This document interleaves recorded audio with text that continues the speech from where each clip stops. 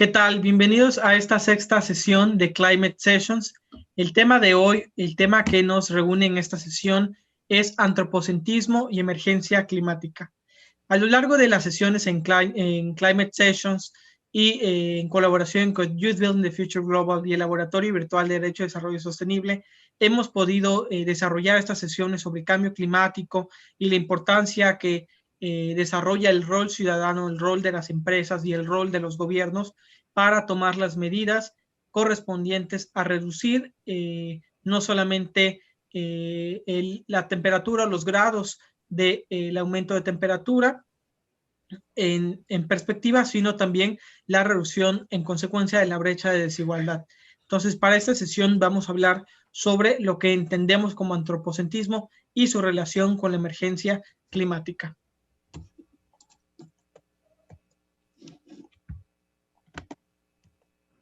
Por antropocentrismo entendemos etimológicamente la palabra antropo deriva del contexto como hombre. Dentro de la cultura occidental se considera que es el centro de todo y se siente que está por fuera de la naturaleza, lo cual se constituye para él en un almacén de recursos que puede controlar y dominar. Sus valores son el tener el crecimiento lineal y la producción y la acumulación, la competitividad, el individualismo, las estructuras de poder piramidal y la división dualista de la realidad. A lo largo de la sesión podemos entender un poco más el desarrollo de este concepto, pero si tuviéramos que dar en dos palabras el concepto de antropocentrismo, entendemos que es el hombre como el centro de todo. Es la visión del hombre no solamente filosófica, sino política, económica, una visión desde la complejidad que aborda distintas ciencias, distintas ramas del conocimiento y donde se contempla al hombre como el centro de todo. En esta imagen la incluí porque para mí representa la convergencia, la convivencia de dos objetos en uno mismo. Y con esto me refiero al concepto de antropocentrismo desde la sociología y desde la filosofía, donde a lo largo de estas sesiones de cambio climático hemos podido en distintas conversaciones concluir o determinar qué es las interrelaciones, la interdisciplina, un punto crucial para entender y abordar los problemas tan complejos como lo es el cambio climático. Y yo creo que esta es una representación gráfica un poquito más sencilla y amena para todos los niveles de entendimiento, donde podemos ver la ilusión del antropocentrismo, donde el hombre, entendido como sujeto, como ente, hombre o mujer, se encuentra en esa estructura piramidal sobre todas las especies y sobre todo el medio ambiente o sobre todos los elementos que lo rodean. Y por el otro lado vemos esta otro gráfico o ilustración donde vemos al ser humano, donde vemos al hombre siendo parte de un todo en una convivencia armónica. Yo creo que estas imágenes igual trataré de exponerlo de manera breve y en gráficos donde es una representación un poco cómica, donde vemos al ser humano exprimiendo al planeta, donde vemos el ser humano apropiándose de los recursos sin conciencia, ¿no? Donde ya un lado de la naranja, un lado del planeta ya ha sido exprimido en su totalidad y solamente estamos trabajando ya con la otra mitad del planeta, ¿no? Históricamente podemos ver los periodos históricos, los periodos para entender cómo a través de los años avanza la evolución y avanza el desarrollo humano. El antropoceno aún no es considerado un periodo formalmente el cual esté establecido, pero sí es un concepto que se ha trabajado aproximadamente por 40 años en la modernidad y sus orígenes vienen desde el 1600 con las concepciones filosóficas por parte de grandes filósofos como René Descartes. Podemos ver esta evolución, pero es justo esta ilustración lo que quiero dejar en claro. Vemos otra vez esta imagen, esta concepción de organización piramidal, donde el hombre y la mujer están por encima de todo, incluyendo los recursos y la naturaleza. Y lo cómico de esta imagen es que vemos que estamos sobre los recursos, sobre los fósiles de dinosaurios, y lo cómico es que nuestros energía, nuestro primordial fuente de energía son derivados del petróleo, que es este jugo de dinosaurios, ¿no? Entonces es algo curioso esta parte. Es importante destacar que el antropocentrismo tiene una relación directa con el cumplimiento de la Agenda 2030, con la reducción de las desigualdades y los objetivos de desarrollo sostenible. En el ámbito del medio ambiente nos enfocamos con el ODS número 6, que es sobre el agua, el ODS 12 sobre consumo y producción, el ODS 13 sobre cambio climático, el ODS 14 sobre la vida en los océanos, y el ODS 15 sobre el medio ambiente y la vida terrestre. Entonces, es una incidencia directa sobre cada uno de estos aspectos, y yo creo que es evidente el mencionar la contaminación por plásticos en los océanos, la pérdida de la biodiversidad en cada uno de los aspectos, sea terrestre o sea marino, incluso en montañas o en el aire, y la contaminación por recursos, de nuestros recursos, como es el aire y el agua. En esta portada, y lo comentaba hace unos momentos, podemos concebir distintos ciencias, distintos puntos donde se aborda el tema del antropocentrismo desde un punto económico, desde un punto social, desde un punto histórico o incluso jurídico. ¿Cuáles son las consecuencias que ha de tener el consumo desmedido? Este contemplado igualmente en la Agenda de Desarrollo Sostenible, como se menciona en el ODS 12 de consumo y producción, y las consecuencias que esto tendrá, ¿no? Hemos mencionado los efectos del cambio climático y la complejidad, los efectos derivados de este fenómeno a corto, mediano y largo plazo, cómo estos tendrán que ser importantes. En esta imagen, en la segunda imagen, igual es curioso porque parece que vemos un fósil de un pez, pero la realidad es que es un pez compuesto por una botella de plástico, ¿no? Es esta expansión del capitalismo global, cómo choca con la biosfera, con el texto que nos expone Ramón Fernández Durán, y donde nos explica un poco más a fondo estos textos recomendados para la audiencia sobre antropocentrismo. Esta imagen, de igual manera, la incluí porque creo que expone de manera concreta los dos lados del cambio climático. Por un lado, en el lado izquierdo tenemos los incendios forestales y la desertificación y la pérdida de terrenos o de hectáreas de la biodiversidad, por un lado, y por el otro tenemos el aumento del nivel del mar y la pérdida igualmente de territorio por el aumento del nivel del mar derivado del deshielo de los polos.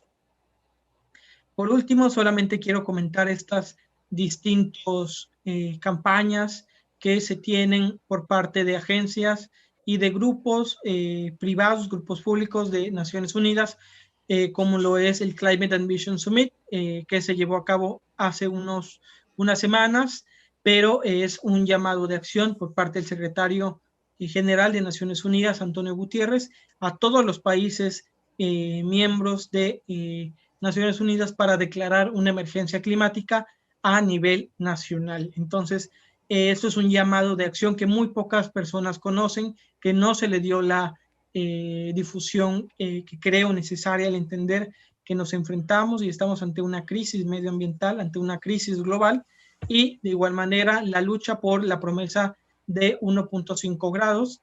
Esta sale o es promulgada, impulsada igualmente por el grupo de Fridays for Future y por la activista Greta Thunberg, donde a 5 años de la publicación del Tratado de París y de los Objetivos de Desarrollo Sostenible, los esfuerzos que hemos logrado son realmente muy pocos, y aún más cuando sumamos el contexto de la pandemia global de coronavirus, pues parece ser que estos esfuerzos se ven vulnerables ante la reducción de inversión, ante la movilidad y ante el aumento de la brecha de desigualdad.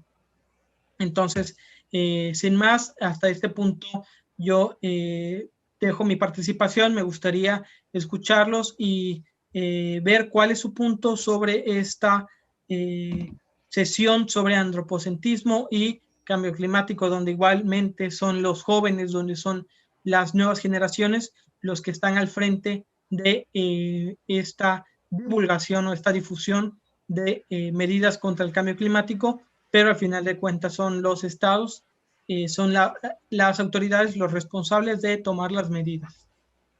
Los escucho. Muchísimas gracias.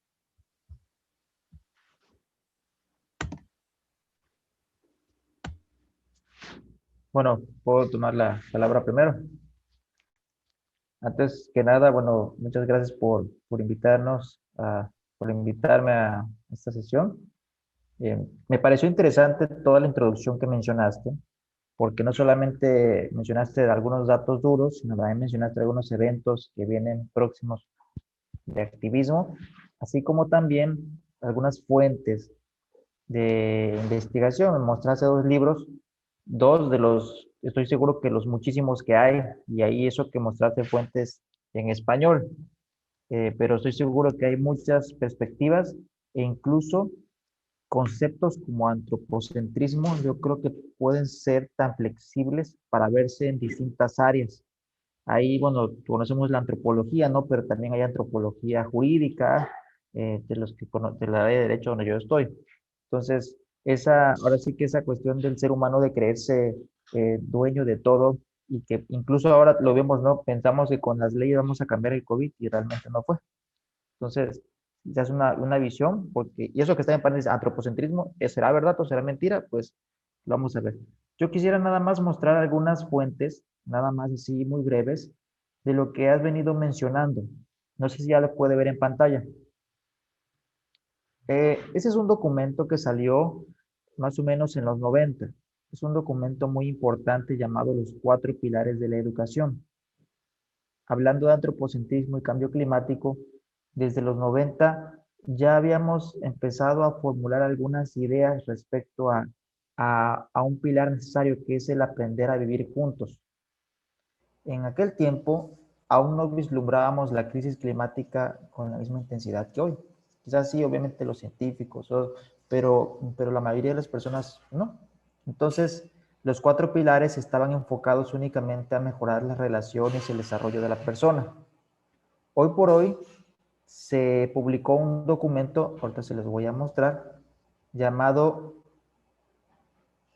a ver, no sé si ya lo pueden ver, ¿no, verdad?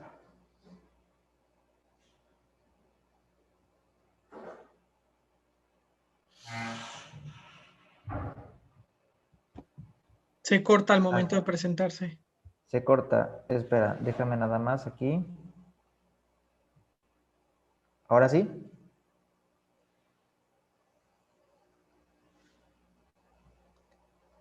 Ustedes me dicen, Ya se ve. ya se ve. Bueno, hay un documento que se acaba de publicar que es muy importante, una fuente que se las quiero presentar nada más, que se llama Replantear la educación hacia un bien común mundial. Ese es un documento. Yo nada más quisiera iniciar mencionando que en este documento hay un capítulo en la página 34 donde hablan de esos cuatro pilares de la educación. Y en el pilar llamado Aprender a vivir juntos se enfatiza la necesidad del ser humano de aprender a convivir con la naturaleza. Así dice, aprender a convivir junto con la naturaleza y el medio ambiente. Esto lo traigo a colación debido a esta cuestión del antropocentrismo, cambio climático, ¿no? De que se nos ha salido de las manos y nunca aprendimos a convivir con el medio ambiente, con la biodiversidad, sino que llegamos y a veces hay prácticas como por ejemplo los pinos de Navidad, que pensamos que es bueno tener un pino en casa de árbol natural, cuando en realidad es monocultivo, ¿no? Talan hectáreas de bosques, acaban con la biodiversidad, etcétera, ¿no? Hay prácticas que pensamos que quizás puedan ser beneficiosas y realmente no lo son. Realmente nunca aprendimos a convivir con la naturaleza. Yo quisiera nada más iniciar con esa cuestión, mostrando estas fuentes que les mencioné, de Delors y esto de la UNESCO, sobre aprender a vivir juntos. Eso sería por ahorita mi participación, Roberto. Muchísimas gracias, Oscar. A manera de réplica, destaco este punto sobre el medio ambiente y las festividades, ¿no? Cómo justo es manera de consumo y producción, donde tenemos una festividad como lo son las Navidades, pero se ve reflejado el capitalismo y la consumo y producción a desmedida, donde derivado de esto tenemos producción masiva de utensilios para Navidad, pero también un aprovechamiento de la naturaleza con el monocultivo, ¿no? Como tú lo mencionas. Muchísimas gracias, Oscar, y cedo la palabra a Rodrigo. Muchas gracias. Bueno, quiero comenzar por agradecerte a ti, Roberto, y a todos aquellos que te han apoyado por la invitación. Y bueno, yo lo único que quiero comentar al respecto, a manera de introducción igualmente, es un planteamiento que yo creo que sí se ve desde el texto de Delors, que es el aprender a aprender, ¿no? Este es uno de los pilares que él tiene. Y básicamente algo que ha pasado es que a partir de nuestra visión de ser superiores y de domar la naturaleza, ¿no? Es decir, nosotros estamos por encima, perdimos el contexto y dejamos, digamos, le dimos un valor menor a todo el aprendizaje que hay en la naturaleza, ¿no? Y por eso vemos que hoy, por ejemplo, bueno, y desde un poco sería, yo diría, desde los 60, a lo mejor 50, empieza a imperar el aprendizaje económico, ¿no? Primero va todo lo que tenga que ver con la economía y después me centro en lo que pasa, ¿no? Vamos a maximizar los recursos y obtener el mayor beneficio económico. Y entonces nuestra visión se vuelve muy centrada en que nosotros tenemos nuestra protección, nuestra realidad, y quitamos un poco lo que pasa con las demás especies, ¿no? Y justo pues, lo que estamos viendo es que llegamos a un punto donde ya esa idea de que nosotros tenemos el control y hemos domado a la naturaleza, pues hay que replantearla, ¿no? Finalmente, pues ya estamos viendo que eso no es verdad, ¿no? La naturaleza sigue siendo en muchas áreas impredecible para el ser humano y es algo que nosotros hemos intentado evitar o hemos tratado de obviar diciendo que nosotros poco a poco hemos, con el progreso y con la tecnología, con esta visión tan puesta en la producción, hemos intentado eliminar. Por otro lado, uno de los puntos que menciona un autor, en especial mi favorito sobre este tema, Enzo Tiesi, en Tiempos biológicos, tiempos históricos, lo que él menciona es que por este antropocentrismo, el ser humano ha creado caminos en los que puede caer muy fácil y puede llegar a la destrucción de la humanidad.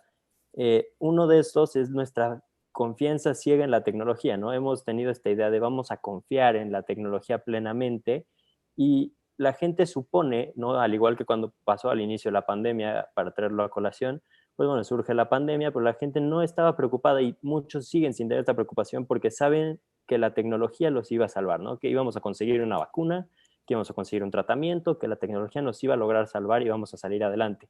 Esta confianza en la tecnología lo que nos proyecta es que finalmente creemos que no hay problema con que sigamos este ritmo de desgaste y que nos acabemos el mundo a mediados del año, porque al final la tecnología nos va a salvar. Y eso es algo que tenemos que poner, ¿no? En planteamiento, ¿no? Hay que volverlos a poner, hay que regresarnos a reaplicar el texto de Delors y hay que pensar, ¿no? Tenemos que reeducarnos aquí, tenemos que aprender a aprender nuevamente y tenemos que ver que en realidad lo que tenemos que hacer es plantear que probablemente nuestro punto de vista es erróneo, ¿no?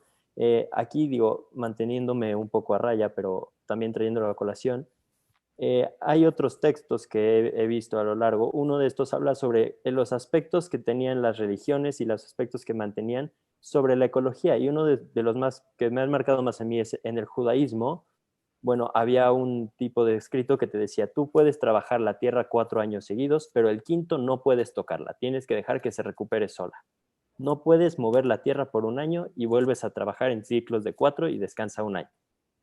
¿Qué nos dice esto? Que la gente antes, cuando estaba más conectada, antes de que empezara esta idea tan centrada en el hombre de decir yo voy a crear lo que yo quiero y yo voy a empezar a crecer, la gente estaba consciente que el mundo no era, era finito y que el mundo al final no era del ser humano, sino que el ser humano estaba en el mundo y tenía que respetarlo.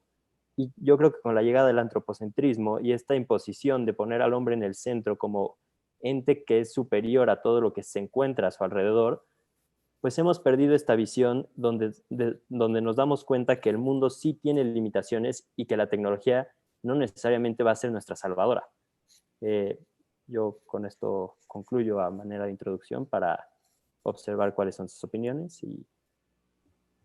Sí, perfecto. Muchísimas gracias por este comentario, Rodrigo. Yo creo que va ad hoc y nos permite avanzar a esta segunda ronda de preguntas, donde igualmente destaco esta superioridad, donde nos enfrentamos a un punto de no retorno, superioridad por parte del ser humano, esa conciencia o subconsciencia colectiva, ¿no? De un aprovechamiento desmedido de los recursos, una falsa narrativa y a manera igualmente de introducción del concepto de consumo y producción desmedida, ¿no? Pasando a la segunda ronda, es una pregunta que nos han hecho constantemente, es cómo cambiamos esta visión antropocentrista y cuáles son las medidas a emprender, cómo y desde dónde, ¿no? Podemos mencionar distintos puntos, pero lo que creo es crucial y lo que señala los ODS en el ODS Educación, igualmente en el ODS 4, lo que se señala es que desde el punto de la educación, como lo mencionan ustedes de manera puntual, igualmente, no solamente se trata de educar a las nuevas generaciones, sino a la generación actual y a la generación que está por irse, ¿no? Donde es necesario cambiar esta retórica, donde es necesario emprender de manera colectiva y conjunta, pues son los esfuerzos conjuntos superiores a los esfuerzos individuales, ¿no? Entonces, le cedo la palabra a Oscar para poder hacer su intervención sobre esta pregunta. Bueno, eh, es una pregunta un poco muy compleja. ¿Cómo podemos cambiar? O sea, en términos generales, pues hay lineamientos y muchísimos lineamientos científicos, o sea, de cómo podemos cambiar. No basta únicamente con decirlo, vamos a cambiar, ¿no? Sino que también hay que hacer acciones. ¿Cómo podemos cambiar? Bueno, pues cumpliendo la Agenda 2030, pero se escucha muy fácil porque hay mucha política de por medio. Ahorita al menos me gustó la analogía que hizo Rodrigo acerca de esto del judaísmo, ¿no? Eso de trabajar la tierra 4 años. Y lo vimos ahora con lo del COVID. Eh, Obviamente no en esas dimensiones, pero dejamos en paz el planeta durante pues casi un año en algunos lugares, que hasta incluso ahí en Facebook no me consta porque no fui, no he ido recientemente, por ejemplo a Venecia, ¿no? Donde mencionaban acerca de los canales, de cómo se veían muy limpios y todo, que porque ya no llegaban los cruceros, o incluso el cielo de la Ciudad de México que se veía todavía más azul, cosas así. Entonces, ahí dejamos el planeta, quizás fueron 2 meses, 3 meses así de manera en paz cuando fue el toque de queda total. Y yo digo, ¿y por qué no intentamos hacer algo así ahora en lo subsecuente, en los próximos años, ¿no? O sea, como una medida, ¿no? Por ejemplo, tal vez no así de tantos meses, pero sí podrían, por ejemplo, bueno, tomo el caso de Venecia porque en Facebook circulaba mucho, ¿no? Las fotos del montón de gente, de los cruceros contaminando. ¿Por qué no la dejan en paz durante un mes? Que se restablezca, que se reorganice, se readapte otra vez y ya después pueden ir a hacer otra vez sus paseos. ¿Por qué no? Eso del hoy no circula me parece en cierta forma una buena medida hasta cierto grado. Y ahí digo, con todas sus críticas que pueda tener, pero a mí me daba la impresión incluso que en cierto momento el cielo de la Ciudad de México se veía un poquito menos un poco más azul, un poco menos, se sentía un poco quizás menos la contaminación en ciertas partes. Y yo digo que ese tipo de medidas tal vez podrían empezar a aplicarse. Por ejemplo, en el caso de la tala de árboles de Navidad, en el caso de las refinerías, en esto del Tren Maya, hay muchísimas medidas creativas, yo creo que pueden ser llamadas acciones creativas que pudieran implementarse. Lo hacen con la caza de animales, que a mí no me gusta, desgraciadamente, de que no es temporada de caza, ¿no? Que no debe de ser, la cacería por simple diversión no debería ser, pero bueno, ahí hacen una cuestión, claro, porque les conviene. Pero yo creo que es tiempo quizás de soluciones creativas en esta vida. Y la pandemia, la lección que nos ha dado son muchísimas soluciones creativas para tomar clases, para aprender. Entonces, yo creo que por ahí pudiéramos ir, tal vez no hacer lo mismo que hemos hecho siempre. Retomé esa analogía que habló Rodrigo, porque me pareció interesante, ¿no? Eso de trabaja la tierra 4 años y el quinto deja de descansar. Eso podríamos incluso hacer nosotros. Ustedes que se dedican a la academia saben que, por ejemplo, están escribiendo un artículo, ya sea un artículo de opinión o un artículo científico, lo escriben un día y lo dejan en paz 2 días y al tercer día ya tienen nuevas ideas. Ay, no, mira, no me gustó esto, lo voy a cambiar, le voy a agregar y así.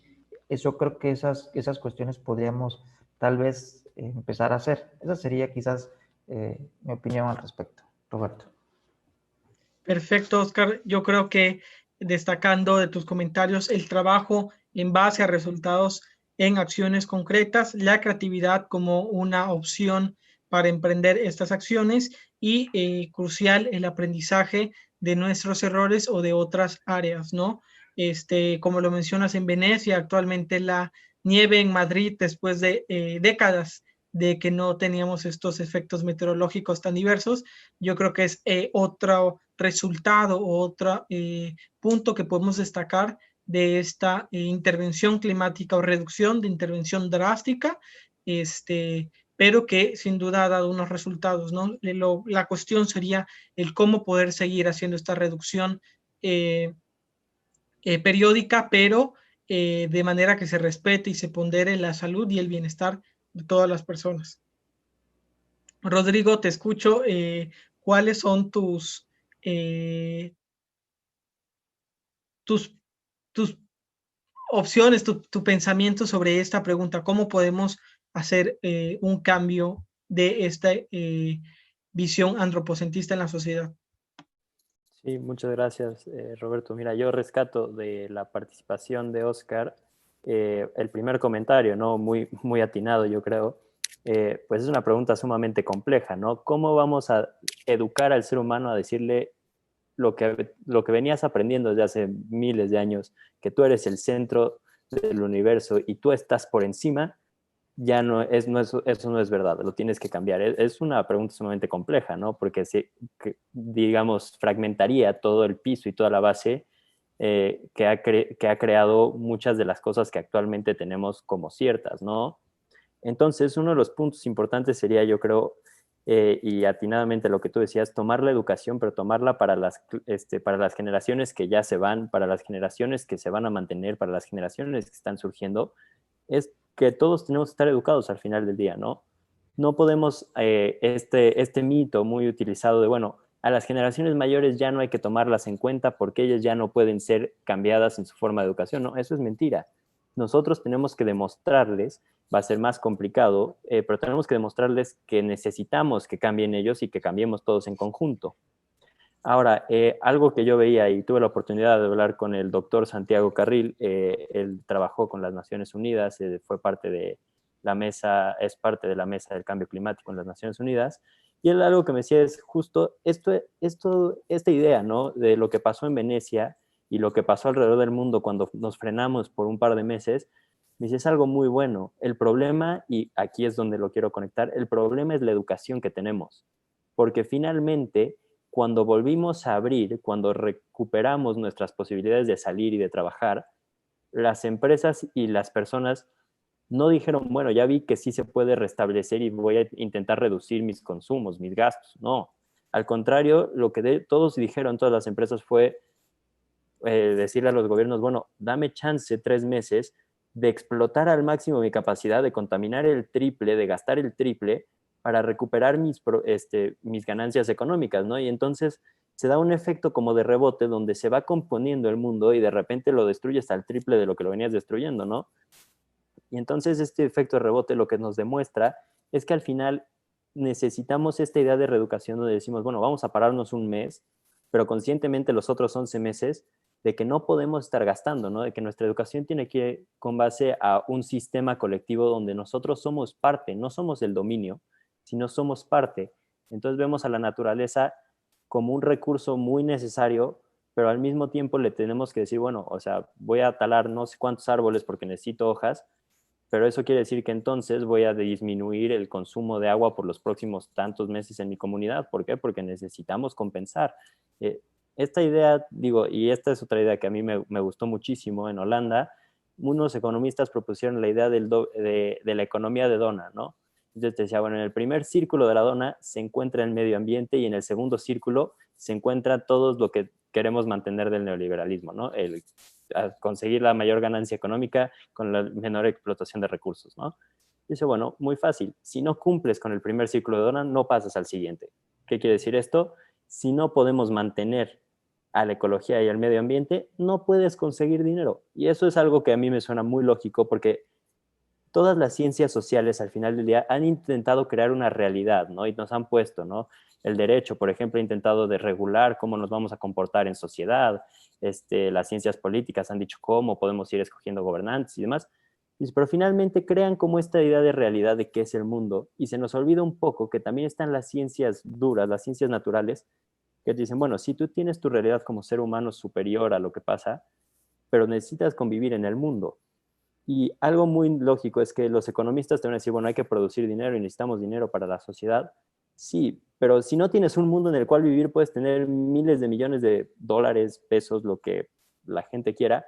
Si no tienes un planeta, si no tienes una casa, finalmente ese dinero no tiene un valor. Necesitas al final encontrar este balance entre decir, bueno, las ciencias naturales sí son muy necesarias, al igual que las ciencias sociales. Y la economía no la podemos dejar de lado, pero tenemos que tomar en cuenta que tampoco podemos destruir al mundo dándole todo el paso a la economía. Eso es un punto y yo creo que eso es lo más difícil, ¿no? Aceptar que tenemos que a veces tirar nuestra percepción de qué es el ser humano y qué es lo que hemos logrado construir y abrirle las puertas a las cosas que hoy en día y que desde, bueno, pues yo te diría desde los años 20 a lo mejor se empieza a destruir, ¿no? Esta idea de muy rústica, ¿no? Decir, la naturaleza también tiene conocimientos en ella, ¿no? Y entonces hay que volverle a abrir la idea de pensar que la naturaleza en sí también es un bien que tenemos que apreciar y también es una ciencia que tenemos que contemplar y tomar en cuenta en las decisiones, ¿no? No solamente si va a crecer tu Producto Interno Bruto, ¿no? Si va a crecer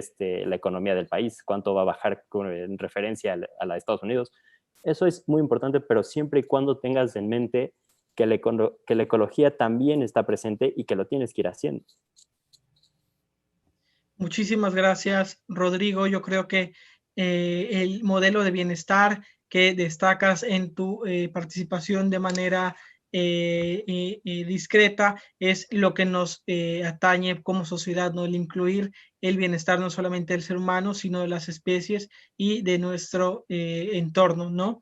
Yo creo que ambas participaciones me dan pauta para pasar a esta segunda ronda, esta segunda pregunta, donde de manera directa pudimos ver cuáles son algunos hallazgos, algunas áreas de oportunidad en el tema medioambiental de manera global, ¿no? El aprender de nuestros errores, el aprender de las lecciones que nos dejó el confinarnos o reducir el impacto, reducir la manera y nuestra presencia en el medio ambiente, como lo es en Venecia, como lo es en las fábricas, como lo es en distintas partes del mundo. Pero entrando un poco al contexto mexicano, al contexto local, ¿cuáles serían algunos hallazgos y algunas áreas de oportunidad que podemos destacar para el medio ambiente en el contexto mexicano? Oscar.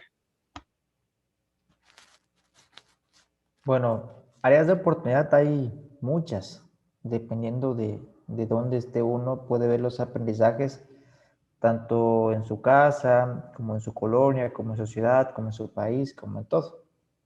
Al menos, por ejemplo, desde mi perspectiva académica, pues uno puede ver cómo se puede organizar un coloquio internacional totalmente en línea, sin la necesidad de gastar papel en banners, de trasladarse, de gastar en boletos de avión, de publicar hasta un libro en físico, etcétera, ¿no? Uno puede ver quizás que hay ciertas actividades que pueden mejorarse y pueden contribuir tal vez a la mejora de medio ambiente. Claro está, no se compara estar aquí en una pantalla que el contacto humano, pero bueno, ahí es cuando se debería de ponderar qué sí y qué no. Eso podría ser tal vez un hallazgo, ¿no? Hay muchísimos, incluso por ejemplo, informes, yo a ver si puedo proyectar aquí. Hay un informe que recién sacó el Programa de las Naciones Unidas para el Desarrollo, no sé si ya lo pueden ver. El informe sobre desarrollo humano 2020, la próxima frontera, el desarrollo humano y el antropoceno. Bueno, aquí está la versión en línea. Está bonito el informe, señala cosas muy interesantes y se correlaciona con esto de las ciencias de la sostenibilidad, que bien mencionaba Rodrigo. Las personas se aislaron, las empresas se aislaron y luego cuando salieron lo hicieron en lugar de, bueno, de decir, bueno, ya no voy a contaminar, voy a empezar aquí desde cero. No, contaminaron el triple como si hubieran contado ya con los meses. O sea, ese es el tipo de cosas, del tipo de educación a la que debemos de empezar a pensar. Esto de las ciencias de la sostenibilidad, el desarrollo sustentable, es muy complejo y hay que ver dónde se puede aplicar y se puede aplicar prácticamente en todo. El gobierno mexicano para tomar decisiones siempre toma únicamente el aspecto económico y el aspecto social. El aspecto ambiental no lo deja, casi no lo toma en cuenta. Y si recordamos, el desarrollo sustentable son tres: ambiente, sociedad y economía. Y ponderar, ni una más que otra, y eso que el medio ambiente va prácticamente, es la parte más importante.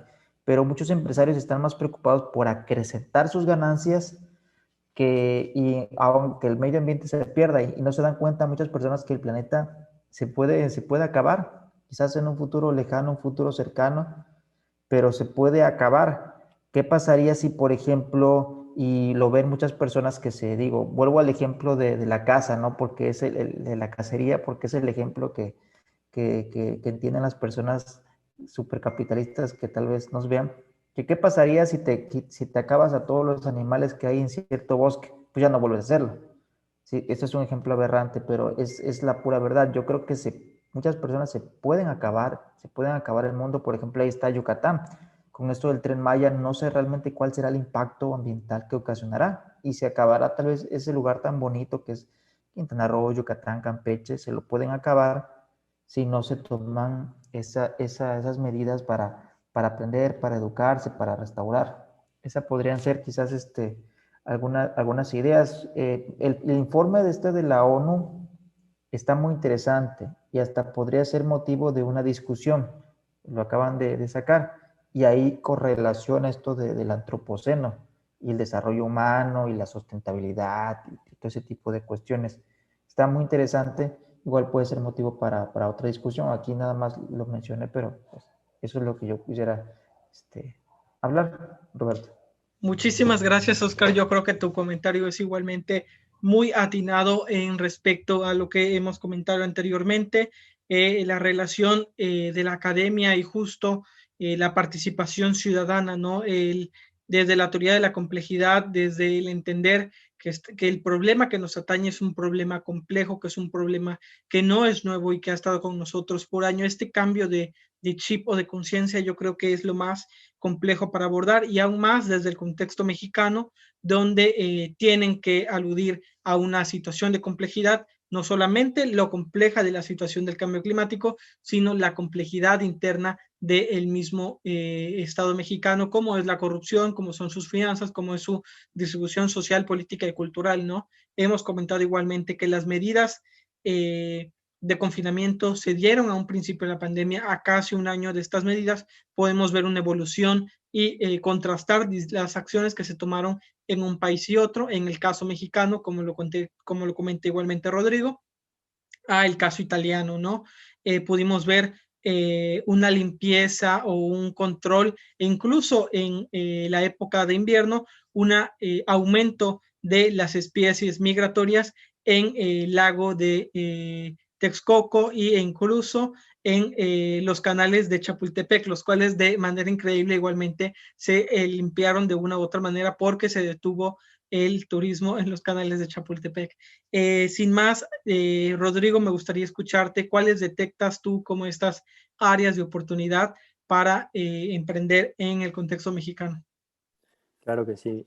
Antes de aterrizarlo al contexto mexicano, yo creo que alguien del cual podríamos aprender todos, no solo como personas, sino las naciones, incluso a los estados, es la República China. Digo, yo sé que tiene muchas cosas que no son apreciables, pero una de las cosas que yo le veo bastante bueno es el compromiso que tienen por llegar a ser carbonos neutrales el país entero. Esa es una idea y esa es una ambición gigantesca, sobre todo porque China es un país que viene creciendo muchísimo, ¿no? Entonces yo creo que si un estado como el chino puede tener esa ambición y ese deseo y lo está llevando a cabo, pues yo creo que los demás estados podríamos voltear a ver qué están haciendo en esa materia en específico para ver cómo podríamos replicarlo, ¿no? Ahora, en cuanto a México, yo creo que tenemos un área de oportunidad muy grande en el área de educación, sobre todo en el área de civismo, ¿no? Yo algo de lo que me comentaba el doctor Santiago Carril es que existe como esta idea falsa, ¿no? Donde te venden por alguna idea u otra que hay algo que puede ser sustentable, algo que puede ser ecológico y la realidad es que no lo es. Te dicen que usar estos palitos de bambú es muy ecológico, ¿no? Dicen, lo que no te han dicho es que el empaque tiene 3 veces más plástico que todo lo demás. Entonces tú compras y usas más plástico de un solo uso sin saber que lo estás comprando, ¿no? Entonces tú te sientes muy ecológico al tener tu palito de bambú para lavarte los dientes, pero finalmente el empaque también viene mal, ¿no? O esta idea que te dicen, bueno, no, cómprale a P&G porque ya son completamente ecológicos. Y sí, pero los tienen que importar, los tienen que traer de Estados Unidos y vienen en un camión que viene gastando combustible y la fábrica tampoco es completamente carbono neutral, ¿no? Entonces finalmente dicen, bueno, te venden esta idea que tú como consumidor ves de frente y te dicen, no, es ecológico. Y sí, el producto final es ecológico. Toda la cadena que crea este producto no lo es. Entonces finalmente contaminas el triple que sería, no sé, comprar en una industria mexicana, ¿no? Entonces, muchos de los puntos que yo veo, algo que también rescato de la participación de Oscar, es que si tomamos en cuenta el medio ambiente, también podemos tomar en cuenta la economía y el problema que tiene México en cuanto a la sociedad. Por ejemplo, buscando comprar local. Es una de las formas que dicen, es una de las más simples para reducir la contaminación. Tú compra local y evitas que tengas que tener este producto y este proceso, ¿no? De importación que consume muchísima energía, que crea muchísima contaminación. Otra de estas es, por ejemplo, algo, digo, y ahorita este es un punto de oportunidad y un punto para aprender.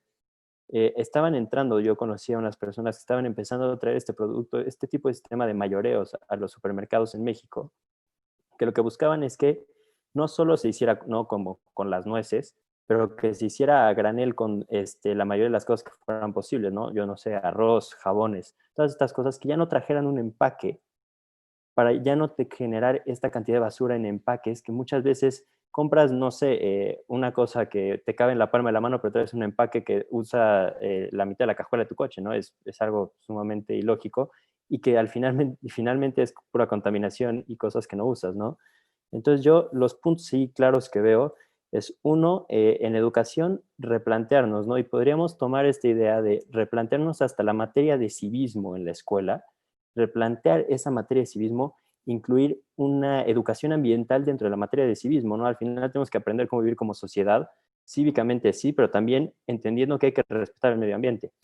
Otra que veo es pues la idea que mucha gente ha tenido, ¿no? Mucha gente ha tratado de emprender, ¿no? Con negocios ecológicos, reutilizar, vender ropa usada y demás en la pandemia.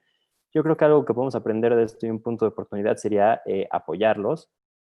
Y el tercero, y es algo que a mí me lastima mucho porque es algo que se venía empezando a mejorar y otra vez se volvió a caer, es aprovechar el territorio mexicano que está en una posición privilegiada para utilizar los recursos renovables como energía, ¿no? Tenemos una cantidad de zonas que producen aire para poner molinos, tenemos una cantidad gigante de costas, podríamos tener muchas plantas que generaran energía de forma renovable y tristemente no se ha aprovechado esto, ¿no? Yo creo que México podría estar a la vanguardia y sería una de las oportunidades más importantes para el país, a mi parecer, aprovechar, ¿no? Las ventajas que tiene este territorio para empezar a salir adelante. Esto no quiere decir que no tengamos que voltear a lo que estamos haciendo, ¿no? Pero incluso no buscar conectar, ¿no? La sociedad, ¿no? Quieren crear los trenes mayas para generar más contacto entre toda la península. Bueno, podrían hacer el tren iniciando porque fuera eléctrico en vez de que funcionara en carbón. Y dos, buscar que esa electricidad se produjera a manera renovable, ¿no? Estas son cosas que podríamos ir haciendo que al final es un gran punto y yo creo que podríamos partir de la pandemia, ¿no? Y de todos los daños que nos va a dejar, aprovechar, si ya estamos en el hoyo, no buscar salir lo más rápido posible, sino buscar salir lo más responsables posible, ¿no? Y evitar que esto nos vuelva a pasar, porque esto es otro de los datos que me daba el doctor. Dice, bueno, empezamos a vivir ya en una época de consecuencias. Dice, y el problema es que todos tenemos medidos, ¿no? El 2050, el punto de no return, pero finalmente nadie sabe qué pasa. Dice, estamos midiendo que es en el 2050, en el momento donde ya no sabemos qué va a pasar. Puede ser que no haya ni una sola gota de agua, pero puede ser que haya otras cosas. Entonces, finalmente yo creo que este es el punto, ¿no? Hay que aprender y en vez de buscar salir lo más rápido posible, salir lo más responsables, ¿no? Lo más educados, hay que aprender de esta situación. Sí, totalmente concuerdo en este punto que menciona Rodrigo, la manera de entender el contexto y cómo lo contrastas con el ejemplo de China, destacando que China fue el único país que cumplió los objetivos del milenio de manera total, con la reducción de casi el 30% de su población en riesgo de la pobreza, de pobreza extrema. Entonces, yo creo que los esfuerzos, las guías y los contrastes, los aprendizajes colectivos están ahí y es necesario que los gobiernos se comprometan para emprender estas acciones, como igualmente bien lo mencionas.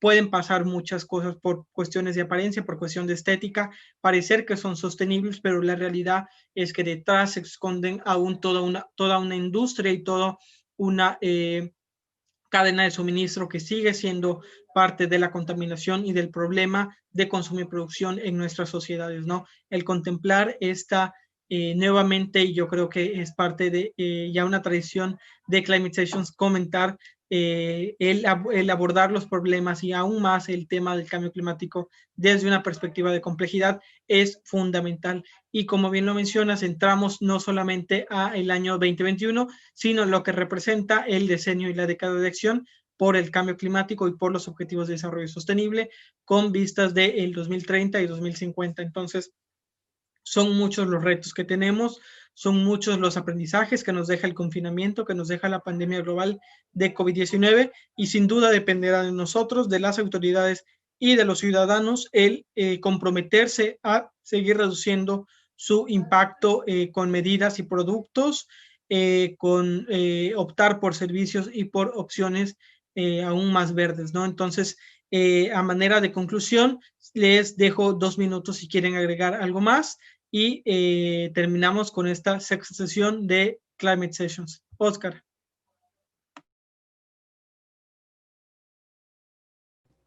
Yo podría, bueno, no concluir, sino más bien hacer algunas perspectivas y recomendaciones.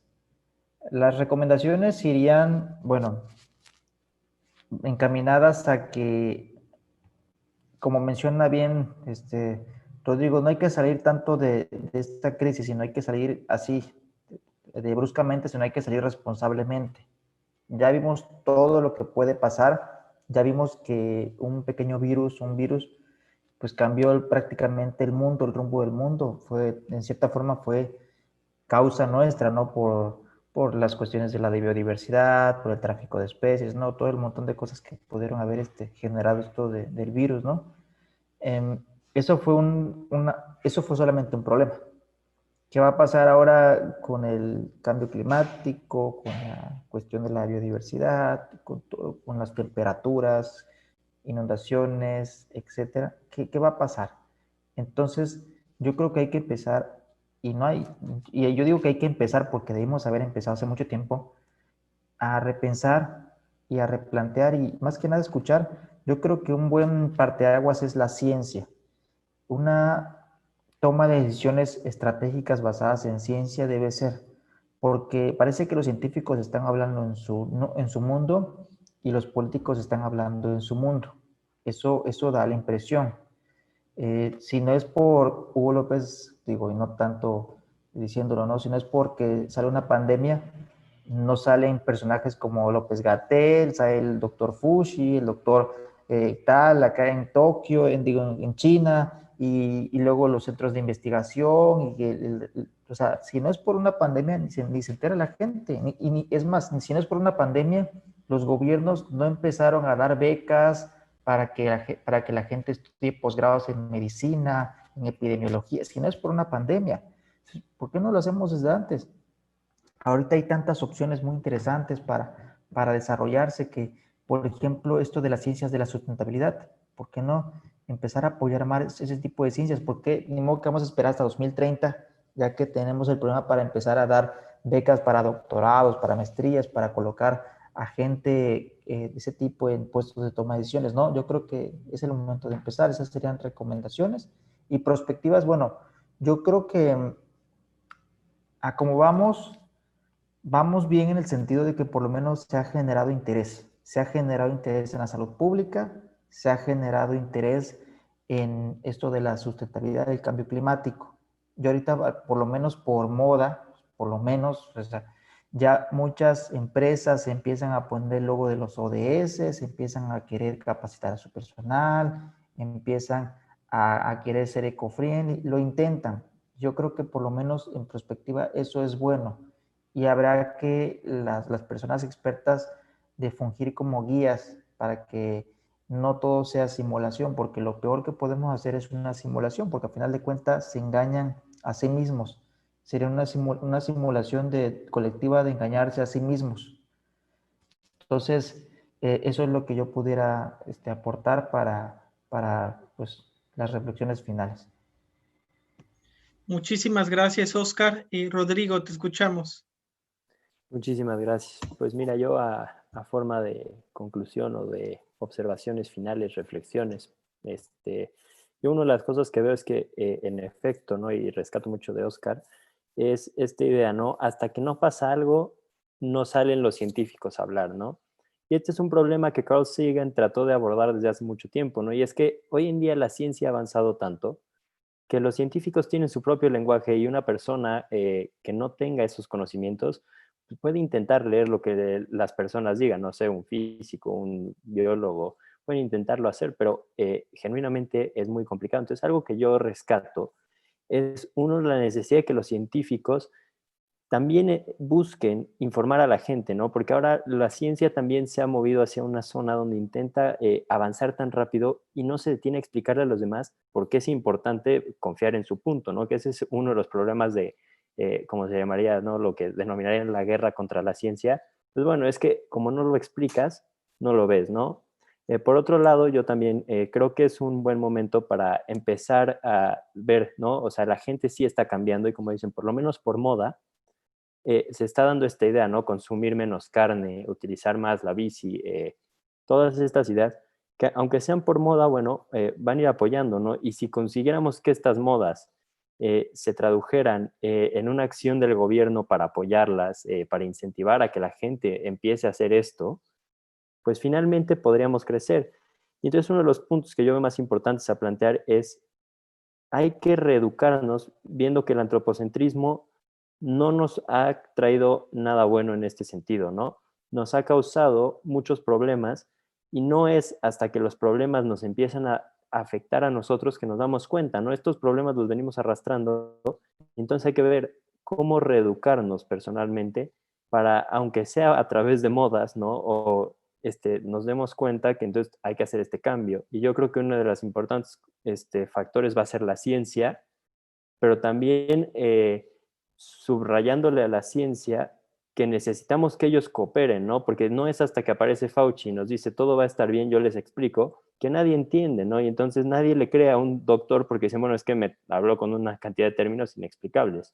Es muy fácil. Hay que apoyar nosotros a la ciencia, pero ellos también se tienen que apoyar en nosotros, ¿no? No puede ser algo de un solo camino, tiene que ser de los dos para empezar a cambiar esta visión que tenemos. Sin duda será la ciencia y el gran cambio cuando logremos colaborar de manera conjunta y con un mismo objetivo, los individuos, las empresas y los gobiernos, para lograr un cambio por los objetivos de desarrollo sostenible en el contexto de la década de acción y contemplando los grandes retos que representará el cambio climático, la desertificación, la pérdida de la biodiversidad y el aumento del nivel del mar, ¿no? Son grandes los retos, son grandes las amenazas que representa, nuevos virus, nuevas bacterias, migración y aumento de la brecha de desigualdad. Entonces, el abordarlo desde una perspectiva inter, multi, transdisciplinaria es fundamental y es el primer paso que tenemos que dar, el lograr estas conexiones entre los sectores, entre todos los actores de la sociedad, para lograr un cambio definitivo en pro de los objetivos de desarrollo sostenible. Sin más, agradezco muchísimo la participación en esta sesión de Rodrigo de la Peña, columnista para el blog y el podcast de Entre Comillas, e igualmente de Óscar Rafael Hernández Meneses, quien es investigador y fundador del Laboratorio Virtual de Derecho y Desarrollo Sostenible. Sin más, agradezco su participación, muchísimas gracias y hasta la próxima sesión.